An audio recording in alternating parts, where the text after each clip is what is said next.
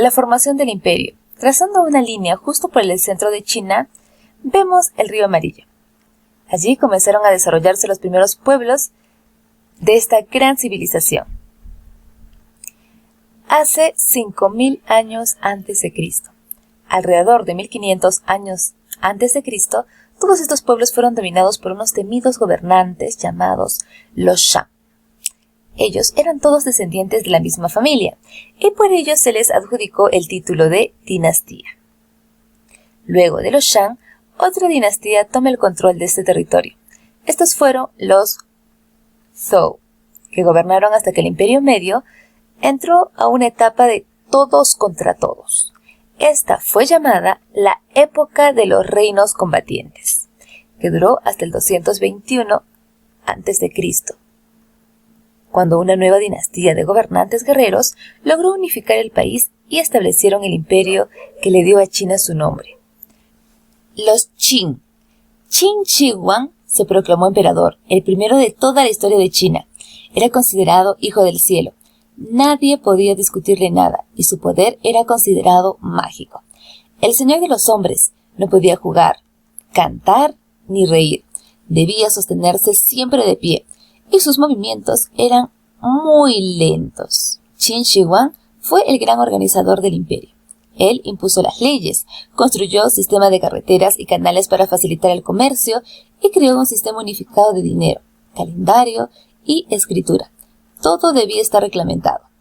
Qin Shi Huang era un verdadero meticuloso del orden.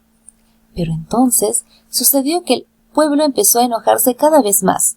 En representación de todos, 460 sabios se opusieron a las medidas del emperador.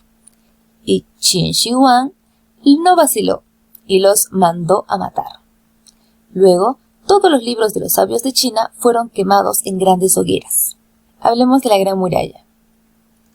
Qin Shi Huang, el primer emperador chino, quería defenderse de los posibles ataques de los bárbaros del norte. Así que, en el siglo III a.C., decidió comenzar a construir un gran muro para que ningún ejército enemigo pudiera atravesar las fronteras del imperio. Este muro fue la Gran Muralla China.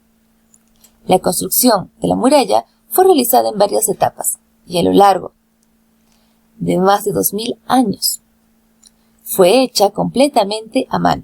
Se trata de un muro de 9 metros de alto que llegó a medir 7.300 kilómetros de largo, tanto aproximadamente como la extensión de toda América del Sur.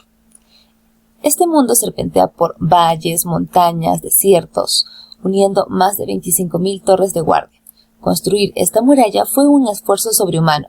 Para ello, el emperador reunió a miles de hombres que trabajaron como esclavos bajo una disciplina militar.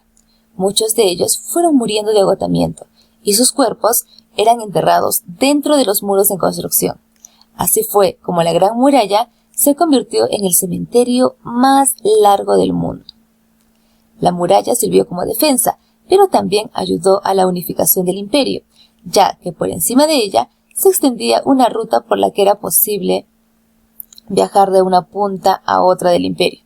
Así, muchas caravanas de comerciantes podían transitar y vender sus mercancías, sin temor a ser emboscados por bandidos ni ladrones. Un emperador como Qin Shi Huang tenía que tener un final de película, y como para ellos la vida después de la muerte era muy importante, Qin Shi Huang se hizo construir una tumba en la que puso un ejército de 8.000 estatuas de guerreros de terracota. Pero hay algo más.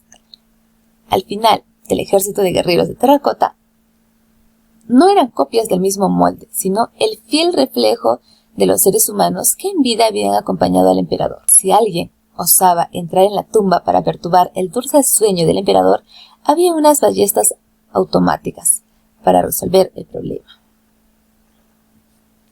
Hablemos del maestro Kong.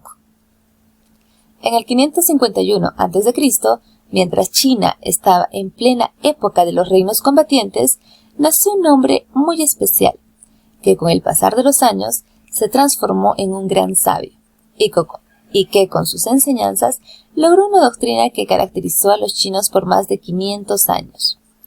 Ese hombre fue Confucio, que nació en una familia pobre, aunque esto no le impidió trabajar y estudiar muy duro hasta convertirse en ministro de uno de los reyes que combatían por el poder. Pero un día, cansado de tanta violencia, traición y mentira, Confucio abandonó su cargo de ministro y se dedicó a caminar entre un reino y otro, con el fin de compartir la sabiduría. Los libros de Confucio predican 8 actitudes elementales: el respeto a los demás, la tolerancia, el perdón, la fidelidad, la devoción, la confianza, el deber y el culto a los antepasados. Tuvieron que pasar unos 350 años para que la sabiduría de Confucio fuera popular en China, y fue de la mano de una dinastía llamada los Han. Para ese entonces, Confucio ya se había transformado en una figura legendaria. Sus seguidores le decían el maestro Kong, y sus enseñanzas servían de guía espiritual y eran practicadas como una religión. Pero esta, el confucianismo, no era la única religión de la antigua China. También estaba el taoísmo y el budismo. Cada hombre tenía derecho a elegir libremente su propia religión. Las tres se basaban en la búsqueda de una armonía interior, que está en directa relación con la armonía de la naturaleza. Hablamos del ser y el universo. Si el universo es el producto del equilibrio de fuerzas que se oponen, y si el hombre, para estar bien y ser mejor, tiene que estar en armonía con ese universo, entonces cualquier dolor o enfermedad que se manifiesta en el cuerpo es producida por un desequilibrio entre el ser y el universo. La medicina tradicional china es la ciencia que busca regresar al hombre en ese estado de equilibrio y armonía con la naturaleza. Para los chinos, el cuerpo era como un universo en miniatura. Cada parte del cuerpo correspondía a un elemento del mundo. Por ejemplo, la cabeza era el cielo y los pies era la tierra. Los brazos y las piernas eran las 4 estaciones. La respiración era el viento y la sangre la lluvia. Para estar sano, todas estas fuerzas debían combinarse en armonía. Para ello, los médicos usualmente recurrían a extractos de hierbas, frutas, granos o minerales, pero muchas veces preferían la acupuntura. Ellos creían que clavando estas finas agujas en la piel, captarían las fuerzas cósmicas y las transmitirían a través de ellas al paciente, ayudando así a reorientar la energía de todo el cuerpo. Como la armonía con la naturaleza era crucial para el bienestar, ellos proyectaban en el diseño de los jardines el arte de construir, ¿ya? El encanto de combinar flores, agua y animales para la armonía entre el hombre y la naturaleza. La escritura.